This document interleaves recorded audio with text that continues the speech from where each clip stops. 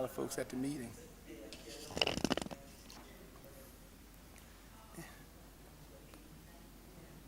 Yeah. Yeah, we got Jimmy John sandwiches for them downstairs, and yeah, and they said, yeah, we like coming here. Yeah, you too, going to the meeting now. Yeah, but they said they're not used to being treated like that, so I went. Good. We'll see if we can have them back again. First King. And in particular, 1 Kings chapter 13, but I'm going to go over 12 again. I don't know how many are going to be with us, but let's open with the word of prayer. Sister Dorson, would you lead us prayer this morning, this evening?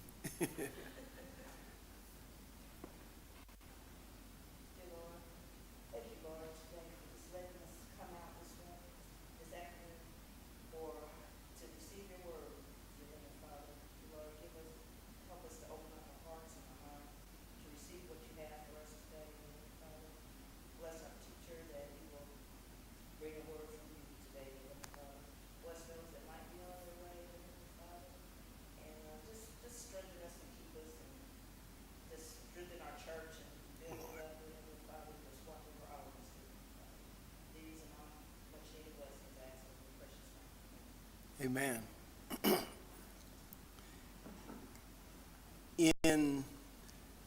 There he is. In chapter 12, just real quick to review, there's a lot of things that happen. And it's a lot of things that happen because at the end of 11, what was the significant thing that happened at the end of chapter 11? Solomon died. And because he was the king and he died, then what had to happen? You needed somebody to step up and to move up. And he did have a son. And so verse 12 started out and it's saying that his son, and what was his son's name?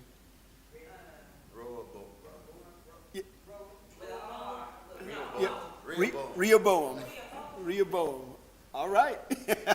All right.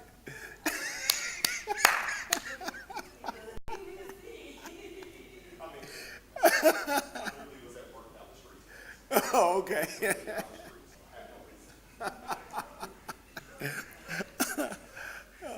Okay. His son Rehoboam, and it said that but there was so there was Rehoboam, and Rehoboam was going to become the king. But then there was another person with a similar name. What was his name? Jeroboam. Good. So there's Jeroboam and Rehoboam. Now we know that both of them are going to become what? Sort of like kings. They are kings. Yeah. They are kings. But they're kings where? North and south. Okay, so which one is where? Jeroboam is the north. And Rehoboam in the south. And the way that we remember that is J.R., John Woodall Jr., J.R., Jeroboam and Rehoboam. Okay. Okay. Had to throw myself in there. But so we have these people, and now they are going to become king. Rehoboam became king because his daddy died. Solomon died, and now he is going to be the next one to become king. And he's going to become king only over Judah. However, Rehoboam is going to become the king. How? Do you remember what precipitated him becoming the king? This is back a little bit. Okay, remember Rehoboam was, okay, go ahead. Oh, you go ahead. Oh, you remember? Okay, look, Rehoboam was one of those agitators to, I'm sorry, Jeroboam was one of those, yes, that's the problem, was one of those agitators in Solomon's life as late. But he was one that Solomon had seen and paid attention to and caused him to rise to a high level in the local government. And he caught the eye and attention, and he was walking one day, and a prophet named Ahijah came up to him, and he said, listen, you're going to become the king. And actually what he did, he took off his coat, and he tore his coat up into 12 pieces, gave him 10 of them, and he said, you're going to become the king over 10 of the people, 10 of the tribes, and 2 of them are going to stay with Solomon, and thus Rehoboam, right, as it goes forward. So now, what 2 did Rehoboam end up with? Judah and Benjamin. Very good, very good. And so the balance were in the northern portion. And so you have the north and the south. And now because of the way that things are panning out, Rehoboam comes in. Okay, so now he's the king. And as the king, he was faced with a problem right off the bat, an issue right off the bat. It was a problem that his daddy had created when he first came in. When Solomon had come in, he began to get these, to draft people. And in order to support the draft, you're going to have to tax the people. Okay, so now the people are being taxed very high, and it went on for year after year after year. And here he is, he's gone on, but the tax is still in effect. So the people came to new King Rehoboam, and they say, listen, we would sure like it if you would take this tax away from us. And he said, well, give me 3 days to think about it. While they were gone in those 3 days, he went and consulted some folks. The first group that he went to consult were the old wise folks. Okay? And do you remember what the old white folks told him to do? Yeah, they said, listen, let's read what it says in the book. Verse 6, on chapter 12, verse 6. Actually, 7 is when they speak.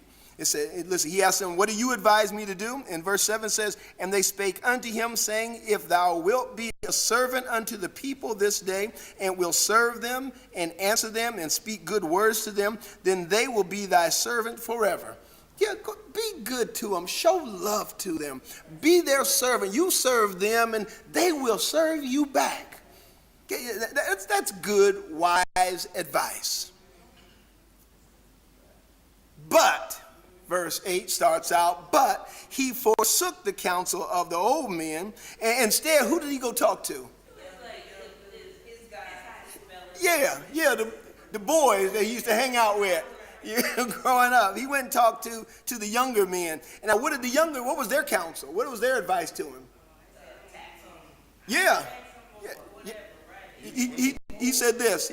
They told him this. They said this. You go ahead and tax them.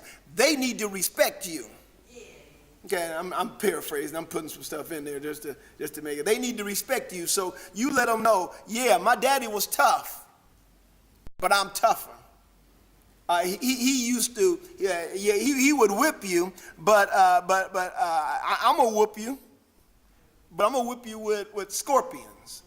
Okay, he let them know this. Yeah, I'm taking it to a whole nother level as long as you are dealing with me. Now, what do you expect is going to be the response when you talk to folk like that? I wish I would have come up in here my first couple of days, and I'm talking like y'all be looking for the 11th pastor. You can't do that. You can't do that, people. You got to show love to folks. Yeah. Time to have another vote. Time to have another vote. Yeah. All right.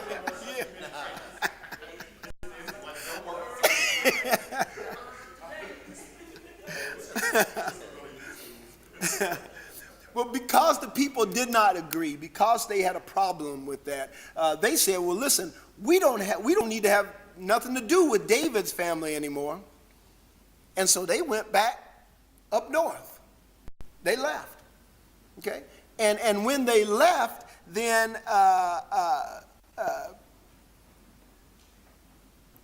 sorry, I had to give my thoughts. Now they leave and they go back north, and now there's an issue of possible civil war, because now we're going to have to fight to keep things straight, to keep things together. We were right on the edge of civil war, and God said, "Don't do it. I set this thing up so that what I had put in place would actually happen. So take that and just deal with it." Now, because of the way that Rehoboam, because now he's got some people that left from the northern part, left David and his progeny. That's not the word I want to use. David, he left him and his children, the children of David. They went up north, and now Jeroboam up north, Jeroboam says, they're up here now, but they may not stay.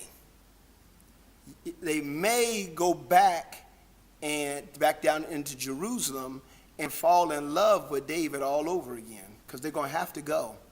Why? Because that's where the temple's at. And so when they go back down there, they may fall in love with him all over again, and then I'm going to lose him. And he assumed that would not be a good thing. So what am I going to do? I need to sweeten the pot. I need to make it more enticing. I think this is part where, right when we're stopping here. So what he did is he created 2 golden calves. This is in the north. Jeroboam created 2 golden calves, and he said, "This is your Lord." The king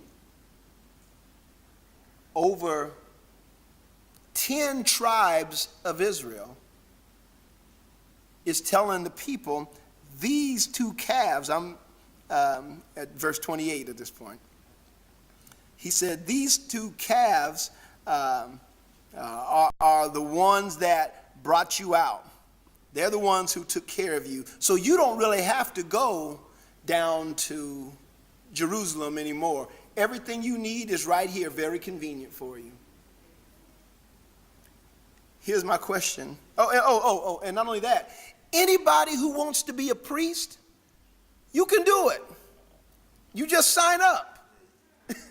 Just sign up. If you want to be one of them, just go ahead and you do that. And so he created that in a place where they can go, and now they can just go and worship at the altar for these 2 golden calves, because it's convenient. Because y'all, isn't that what church folk want? Make it convenient for me. Make it convenient for me. Like I said, we had to drive to the other side of town to get here. You know, and we live all over the city now. Remember, South Calvary in the day were people that lived right along here.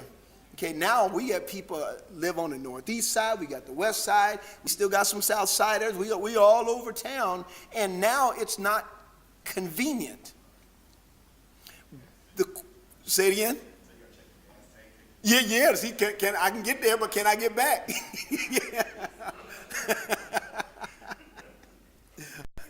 But here's the question: has serving the Lord ever really been convenient?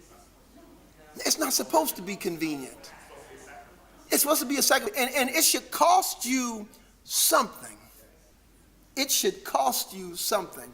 Look, when we were on our trip, and I told some people, I said, "Well, listen, I'm gonna bring you back something, but I ain't got no money to buy you nothing.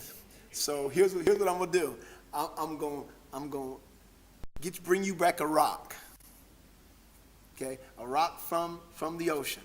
But here's what I did. I made sure that it was a rock where I had to dive down at least 10 to 12, one of them 14 feet to get it. Okay? That to the point where your ears start. Yeah, but here's the thing about it. Because that way it would cost something. That there was still a price to pay for it. There was a cost to it. Serving the Lord is the same way. If it comes too easy, we just want to give you look, I want to give you your worship experience. You can come buy it at the church. You can buy it at the door. You don't even have to come in. Just come buy your worship experience and go on home. I don't even want it that way. I don't want it convenient. Because look, the price that Jesus paid for me, it's worth the few moments of effort that we give. And when you start thinking about it, even over the course of the week, think about this. We spend hour, 2, maybe 3 hours. If you come to Sunday school on Sunday and stay after service a little while longer and chat, we may be here 3.5 hours most. We come back for an hour, 2 Bible study.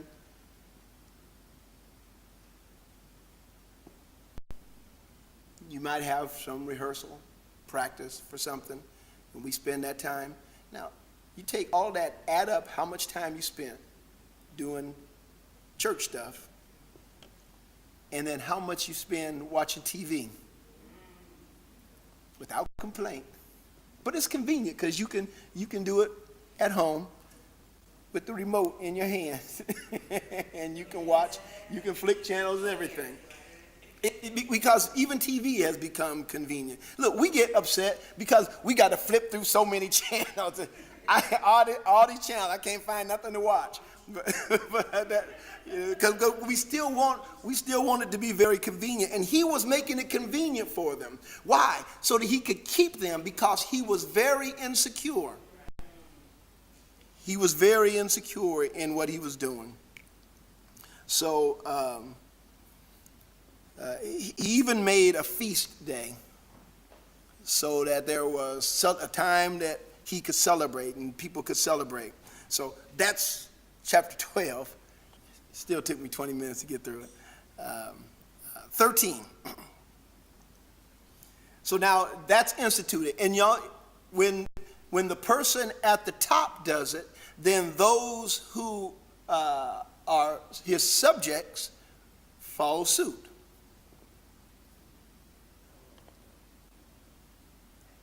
And in this case, they're still the children of Israel, God's chosen people. And that has some consequences that'll come with it. It says, verse 13 says, "And behold, there came a man of God out of Judah by the word of the Lord unto Bethel. And Jeroboam stood by the altar to burn incense." So what happened? There's a man that was sent from God. God sent him to Judah, lower section, and he says, I need you to go there. When he gets there, he finds Jeroboam, the king, standing at the altar that he had created, prepared to burn incense. God sent a man into the presence of one who was about to begin to worship a false god. And he said this, and he cried against the altar in the word of the Lord, and said, "Altar, altar, thus saith the Lord." He didn't even talk to Jeroboam. He spoke directly to the altar. And he said, "Thus saith the Lord, behold, a child shall be born unto the house of David, Josiah by name, and upon thee shall he offer the priest of the high places, and that burn incense upon thee, and men's bones shall be burned upon thee." Look, he's having a conversation in Jeroboam's presence. He's having a conversation directly with the altar. And he's telling the altar that there's going to come one of the children of David that will be the king. And when he's the king, he's going to take care of all these prophets that you put in place who just signed up. Okay, I figured this would be good, and I lost my other job, and I thought I could become a priest. So now they become a priest, and then also that bodies will be burnt in this place. It's going to be a bad situation for those who have come. Here's the thing. This is the part that's amazing about what God's word is. And sometimes people say, well, how do you know that the Bible is real?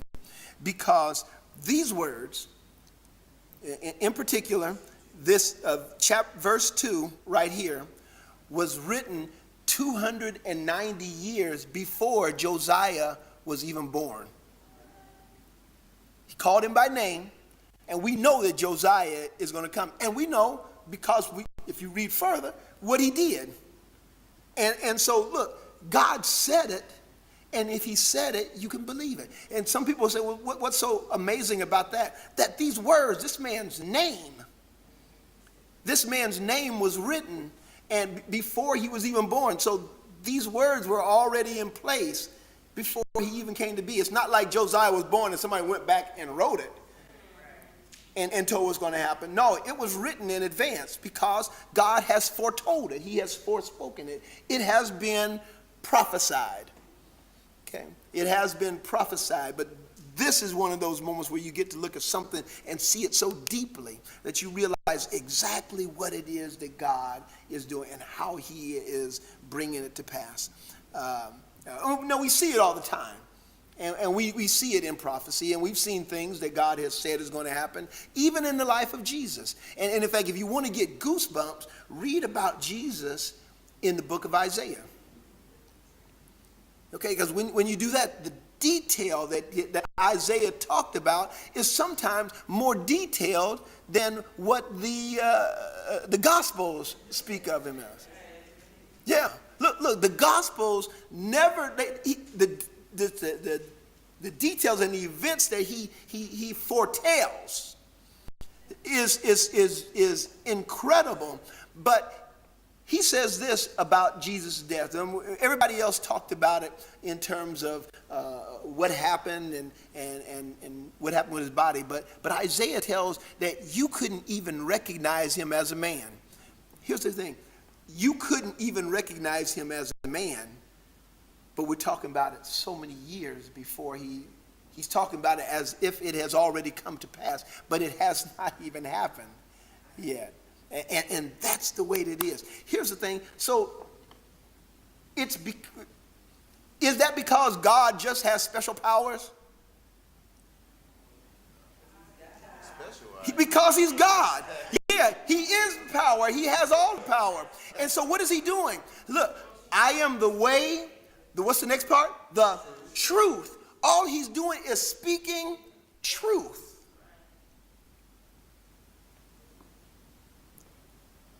Those who he speaks truth to, who hear his words and then foretell what it is that he is speaking, who forth speak, is probably a better way of saying it, who forth speak what thus saith the Lord, that person is a prophet. Okay. When we stand behind this sacred desk, that we are not to stand by there. We're not to stand behind there and to proclaim, to speak God's word when it's just us saying what we want to say. Because guess what? Nobody really cares what we want to say. I appreciate kind words, but if you came here to hear me, then we've messed up. Okay, now, if we come because we expect to hear God, then that's what's supposed to be happening. And the person is just forth speaking what God has spoken. And God will speak truth. Here's the other thing about it. Moses wrote the first 5 books of the Bible. The Bible starts out saying this: in the beginning, God. Moses wasn't there, but God spoke to him. And so he gave in writing what God has said, okay, in the act of, in his capacity as a prophet. Okay, just doing that. And and I say that because we're going to hear about some prophets here later. I don't know if I'll get to it all today, but there'll be some prophets that come on the scene here. Because we know that there are two kinds of prophets. There's the prophet that God sent, and then there are false prophets. Okay? Okay? Yeah, some who said, you know, look, I'd signed up for it. Some were sent and some just went. All right, so look, verse 2, and he cried against the altar in the word of the Lord and said, Altar, altar, thus saith the Lord, behold, a child shall be born unto the house of David, Josiah by name, and upon thee shall he offer the priest of the high places that burn incense upon thee. Upon thee, speaking to the altar, upon you, altar, he's going to offer these priests of the high places, the ones that are burning this incense upon you, and men's bones shall be burnt upon you. This is something that's going to happen, but once again, we know now, because we can be Monday morning quarterbacks, that's 290 years later. And verse 3, and he gave a sign the same day, saying, this is the sign which the Lord has spoken. Behold, the altar shall be rent, and ashes that are poured upon it shall be poured out. He said, I'm telling you, let me tell you what's going to happen, Mr. Altar. Let me tell you what's going to happen. You're going to be torn up. And the ashes that are within you right now, they're going to fall out, which will render you worthless. Verse 4, and it came to pass when King Jeroboam heard the sayings of the man of God which had cried against the altar in Bethel, that he put forth his hand from the altar, saying, lay hold on him, and his hand which he put forth against him dried up, so that he could not pull it in again to him. Okay? Yeah. Now look. So you know, and watch this. He put his hand out to get that man, and when he did, look, his hand withered and froze in place, and he couldn't stop it. And so God has a way of getting your attention. He has a way of getting our attention, and right now Jeroboam should be one who, Lord, you got my attention. I've done what's necessary. You've done what's necessary to get me here. Now let me go and, look what he says. When that happened, look, the altar was rent. Okay, what the prophecy was that this is what's going to happen. It's going to be tore up. And when it was torn, when it was broken, then the ashes poured out from the altar according to the sign which the man of God had given by the word of the Lord. This is what God has said. If God said it, I can believe it. Okay, and you can just expect, you can bet your bottom dollar that it's coming to pass. Key word, if God said it. If God said it. Now, if we add a little bit to it or take a little bit away from it, if we try to make it tasty and appetizing and make it a little bit more sexy than we thought that it was before, then we mess it up.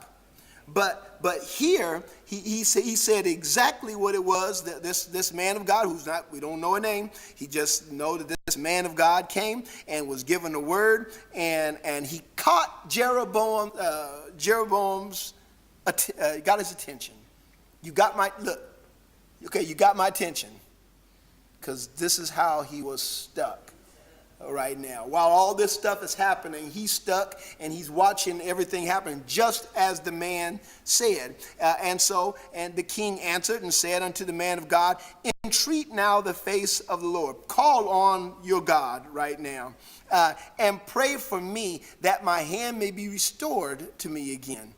And the man of God, he did just that. He besought the Lord, and the king's hand was restored to him again and became as it was before.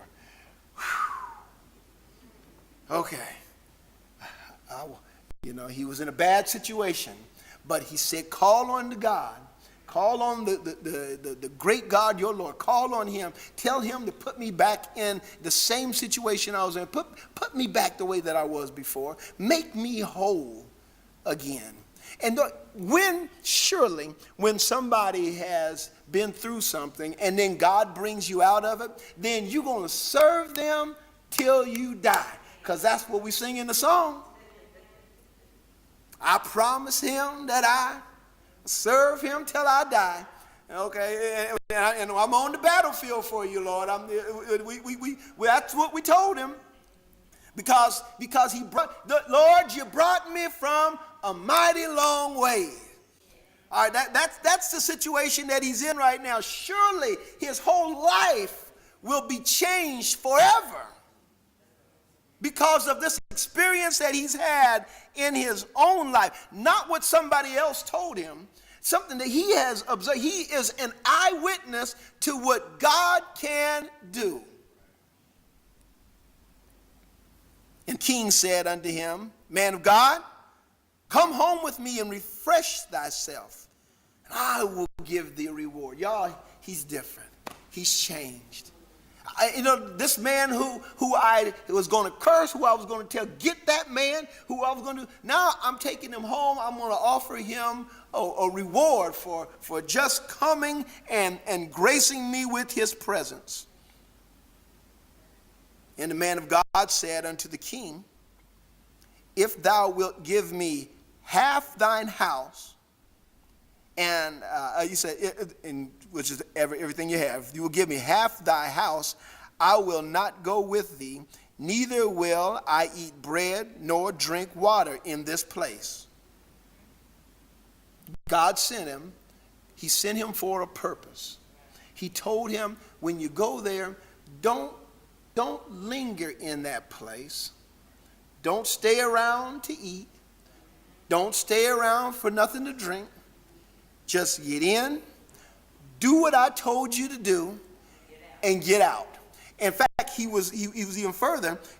Look in 10. Don't come back the same way that you went. Okay? Look, verse 10. 9. 9 says, For so it was charged by me by the word of the Lord, saying, eat no bread, nor drink water, nor turn again by the same way that thou camest. God has spoken, so let the church say amen. It's so. We okay. I'm good with it. I'm good with it. This is what you said, Lord, and this is what I'm going to do. And so I appreciate the invitation, but even if you offered me half of everything that you have, I sure would not come and do this. Why? Because my God has said no. He's given me strict and very clear orders on what to do. So, verse 10, so he went another way and returned not by the way that he came to Bethel. Okay, now we're shifting a little bit because we're moving away from Jeroboam for a moment. Don't remember Jeroboam and his finger and hand and his experience. So keep that in mind as we move on. So now he has moved on. He left Bethel, and he's moving on. But it says, now there dwelt an old prophet in Bethel. Now, how did this first prophet, how did he get there? God sent him. Okay, God spoke to him, and God sent him to this place. In fact, we know that God sent him because the things that he was told would happen, happened. So God has truly spoken to this man. Now, but there's another prophet that's coming. And this is this old prophet in Bethel, and it says this. Now there dwelt an old prophet in Bethel, and his sons came and told him all the works that the man of God had done that day in Bethel. The words which he had spoken unto the king, them they told him, them they told also to their father. So they told him everything that happened. They went and laid out everything that had gone down on that day. Verse 12, and their father said unto them, which way did he go? Okay. What way went he? For his sons had seen that way the man of God went, which came from Judah. And he said to his sons, saddle me the ass. So they saddled him the ass, and he rode thereupon. So now he's in pursuit. Okay. Now you got two prophets. Okay, because a prophet is one who does what? First, what do they do first? First, they hear from God, and once they ever hear, then they foretell what it is that God has said. So now it says, so now he is pursuing this other prophet. And he went after the man of God and found him sitting under an oak. And he said unto him, thou art the man of God that cameth from Judah? And he said, yes, I am. And then said he unto them, come home with me and eat bread. Now, where was the old prophet from? Bethel, right. So where, but this is the same place where he was told, don't tarry, okay? So he says, and he told the king, I can't, even if I wanted to, if you offered, I wouldn't stay here if you offered me half of everything you got. But now he says, come home and eat bread. And he said, I may not return with thee, nor go with thee, Neither will I eat bread nor drink with thee in this place. For it was said to me by the word of the Lord, thou shalt eat no bread nor drink water there, nor turn again to go by the way that thou camest. And he said to him, okay, now the prophet says this. He said unto him, I am a prophet also, just as you are. And an angel spake unto me by the word of the Lord, saying, bring him back with thee unto thine house, that he may eat bread and drink water. But he lied to him. You got prophets, and then you got some false prophets. How do you tell the difference? Because guess what? Yeah.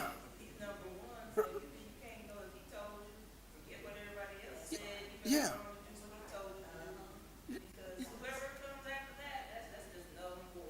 And that's the problem. Look, I'm hearing something. Now think about this, and we don't have any barometer of the time that he's been there, but we know he's gone through, and throughout this period of time, he has not been able to eat, nor has he been able to drink. Therefore, I have to assume he probably was hungry and thirsty. Okay, and so somebody said to him that an angel sent by God came to him and said that you go ahead and come with me and eat and drink. There are three voices at any point in time that you may hear. One is, of course, the voice of God himself. Then there is the voice of Satan. And one of the ways to be able to tell the voice of Satan is Satan will oftentimes say something very subtly. He will say something that is contrary to what God would say. Okay? But then there's also the voice of self. And the voice of self began to speak here. And now I lost my place to my talking. 19, okay. So he went back with him and did eat bread in his house and drank water.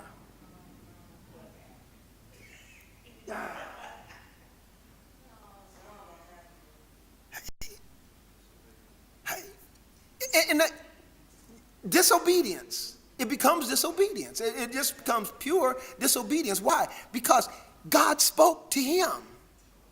He told him specifically what he wanted him to do. Now, think back. Adam and Eve in the Garden of Eden.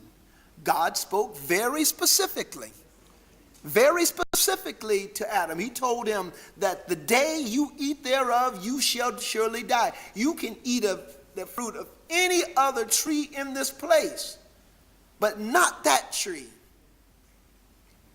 Because when you do, you shall surely die. But what did the serpent say? You will not surely die. Contrary to what God has said. He's just saying that. He's just saying that because he don't want you to be as smart as he is. And he knows that if you eat that, then you're going to know what he knows. Oh, you mean that if I eat this, self starts speaking, then it looks like it's good. I bet it's going to taste good, and it's going to make me wise. That we rationalize what happened. I don't know exactly what happened with this prophet sent by God, the first one, but somehow he rationalized that it must be okay. But here's something I want you to look at. Somebody, if you would, look at Galatians chapter 1, and I think it's 8, verses 8 and 9. Galatians chapter 1. I know it's 8.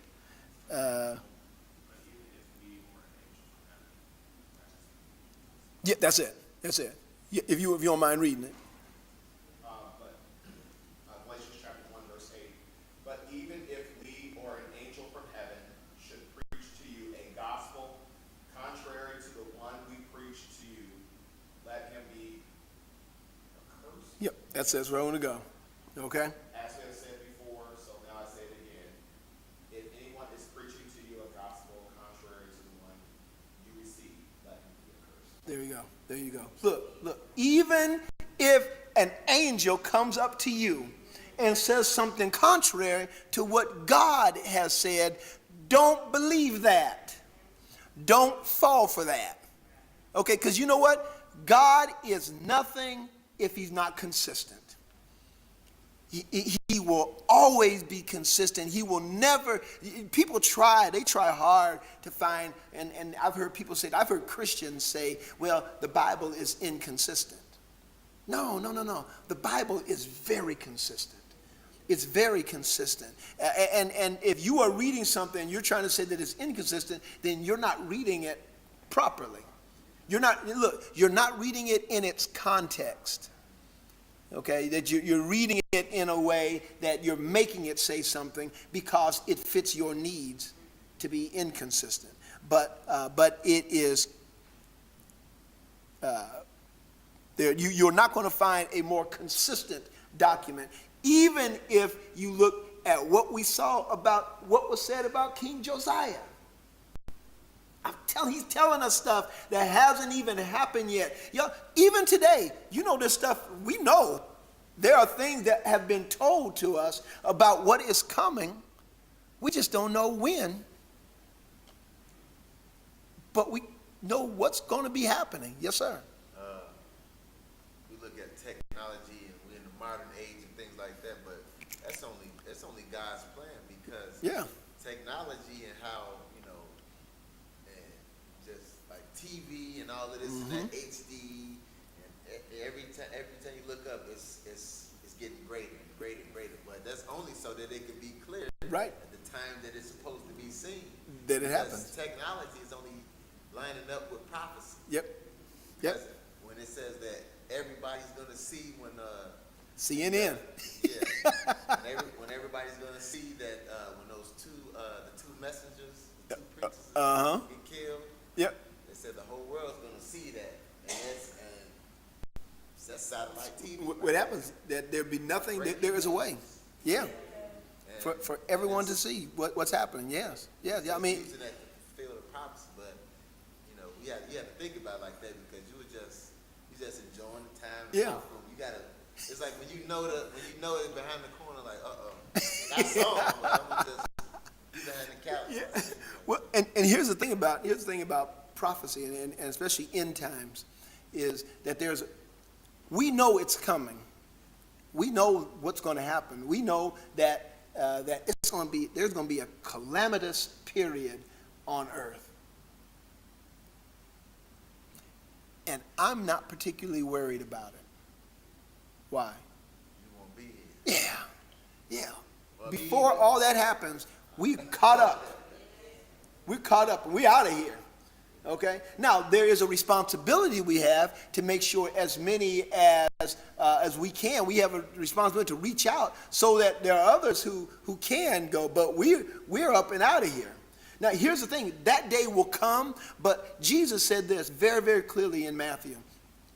He said this, that there are going to be signs, and there are going to be things that happen, and those signs will say that there are things that are happening, but despite all of those signs, no man knows the day nor the hour when the Son of Man shall come. You don't know. We don't know. And if somebody tells you that they do, then Galatians chapter 1, verse 8 and 9 tells you better believe Jesus as opposed to God. So, now think about this. The Jehovah's Witness, their religion was based on somebody making a prediction that the world was going to end, and which is contrary to what the word says, that no one's going to know. And so we just need to study. These seats should be filled up with people trying to figure out, what is it that God is saying? How do I learn how to understand his word? Because there's going to come a point in time when I'm going to need that just to understand. I just want to know, how do I worship him the way that he wants to be worshiped? How do I learn to trust him if I don't study him? It's going to take some time, and it's going to take some effort on our part, but it's not necessarily going to be convenient to do that. He drank. He ate bread in his house, and he drank water. Verse 20, and it came to pass as they sat at the table that the word of the Lord came unto the prophet that brought him back. And he cried unto the man of God that came from Judah, saying, thus saith the Lord, for as much as thou disobeyed the mouth of the Lord, and hast not kept the commandments which the Lord hath commanded to thee, but cameth back and hast eaten bread and drunk water in the place of the which the Lord did say to thee, eat no bread and drink no water, thy carcass shall not come unto the sepulchre of thy fathers. Essentially, you're not going to make it home because you didn't do what I told you. Yes, sir. This guy, the old prophet. The old prophet. Is the Lord just using him at this point in time as a vessel to relay a message to the right. prophets came from Judah? Yeah. That's what I was going to ask. Because just to let him know he messed up. Yeah, you messed up. Yeah. Now he is. Yeah. Now he is acting as a true prophet. Yeah. And not as a false prophet. Right. So was he a false prophet when he told the man to come back to his house? Did he start out as a false prophet? No, here's the question, and we don't really know exactly why he felt it necessary to tell the lie. I mean, think about it. His sons came and they told him what the man said. And then he said, well, which way did he go? And so he heads out after him. Now, if I look at some preachers that I know, maybe it was jealousy. Maybe he was jealous that there was another prophet in town and he's doing some stuff, and so I need to take care of this. I don't really know. I'm speculating. I don't know what it is, but when he did, he lied. We know he lied because the word says he lied. He said that God, look, every time somebody says God told me to tell you, don't necessarily mean God told them to tell you. Or it might not be what God told them to say. And that's what we're seeing here. And so look, that's why you should never, ever, ever listen to a sermon with your Bible closed. You need to know that's what it says. Yes, sir.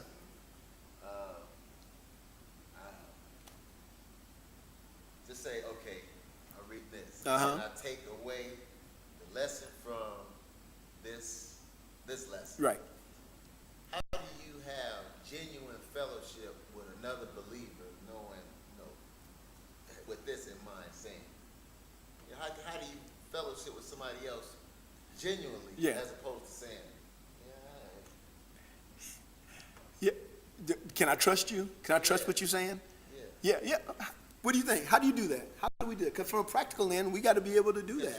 You hearing people, but you're really not listening, because you're like, I'm just here, but, and what you're saying, and you just, it's really not the genuine fellowship where you say, oh yeah, and this and that, but, I mean, it's a way to do it. Yeah. But, I don't know. I'm not saying. If I'm hearing your question right, is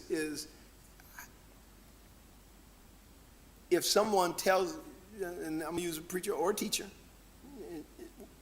this is what the Bible is saying, and then how do I know that I can trust what you're telling me? You gotta know for yourself. You gotta read it for Yeah. yourself. Right. And study, right, like I said, study to show yourself approved. Right. If you don't, like I said, you can give or tell me everything. Yeah. It's like when we were interviewing for preachers. Somebody got up there and he said church or something. I said, that ain't even. I said, who don't even go that now? And stuff. And I was like, okay. And then, you got this guy up there saying, Yeah. Yeah. Yeah. Yeah. everybody going, Yeah. and I'm like, okay, well, I must be stupid. I know I know exactly. You have to study. Look, I believe this. I believe this very firmly. And our teachers spend good quality time preparing the Sunday school lessons. But what really should happen, Sister Coral is a teacher, know this. The ideal situation, and another teacher, that your students come in prepared already for class for a discussion, not for somebody to impart knowledge within them. That we should be coming in prepared already, and if something's not quite right, then we should be able to catch it on the front end. But going back to even just those who are as adults, I think for the most part, we grew up somewhat in a church, and I can't speak for everyone's experience, but I know what mine has been since life. So I always think about this in context of those who didn't have it. Yeah. Who come to know the Lord as adults. Right. Who learn through, I live this thing called life. I've heard someone has preached the gospel and they walk in, and when I hear the phrase, you have to study it and know for yourself, this Bible is a lift. Yeah. I consider myself someone who has high reading comprehension. Yeah. And I sit there and I'm flipping pages and I think like it's a lift to study it, to connect 66 books versus, and I always thought, man, yes, I love Jesus Christ. I know him. I'm ready to study this. I'll walk into my walk with him. Yep. Not to say I'm not dismissive of the Bible, but I'm like, man, there has to be some practicality. I know we do the new members class, Right. but not all churches have this structure that we're walking into. Right. So I always think about that. Yeah. In my Oh. head, it's like that new person, that new babe in Christ. Yeah. Who has no system. Right. They believe the Bible. They're looking. They have a thirst. Yep. But who knows who's giving what food, what water they're getting. They may hear this that one prophet who said something. Right. But because they're so novel and new in it.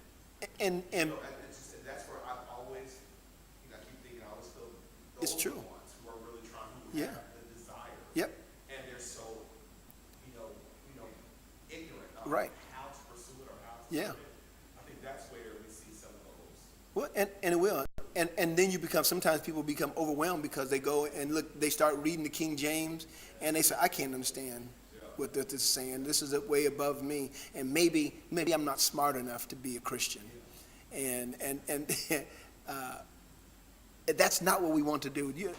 I'm glad you said that. And this is kind of some confirmation because I do believe this. I believe that we need to have a Bible basics Bible study that just talks about some of the principles that we really need to know. That a person who does not have a strong walk yet, or we have several adults who are new in the faith. Right. And look what we do with them is we expect them to come in, you sit down, and over the course of time, you're going to just get it. It don't happen that way. But that goes back to what you said. You have to work for it. It's worth working for. Oh, yes. And there becomes a joy in it. That's why when there's a base of people that we have, I kind of know who's going to be here on a regular basis. You know, sometimes people move away, but they'll eventually come back, and you get that base because there is a joy found in God's word, in just spending some time in His word. Now, and here's the other thing I remember. I remember as a kid on Sunday at about 7 o'clock. I wasn't really excited about going to Sunday school. But when I got to Sunday school, it was okay. I was good. And for years, I always thought about why is it that I just drug my feet and didn't want to do it. And y'all, that's Satan's suggestions. That's Satan's suggestion. You got to go do that again. You don't have to do that. Everybody else ain't doing it. Your friends down the street. I mean, he whispers in your ear. Yeah, wouldn't you rather rest a little while longer? Wouldn't you just? I mean, and then then it's the same thing about coming here. So I mean, I get it. I get why people don't show up all the time. And some people might think that I get paid on commission. Like, the more people I get to come to Bible study, I'm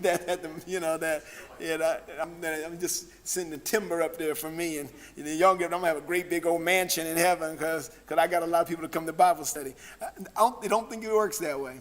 It'd be nice if it did, but it don't work that way.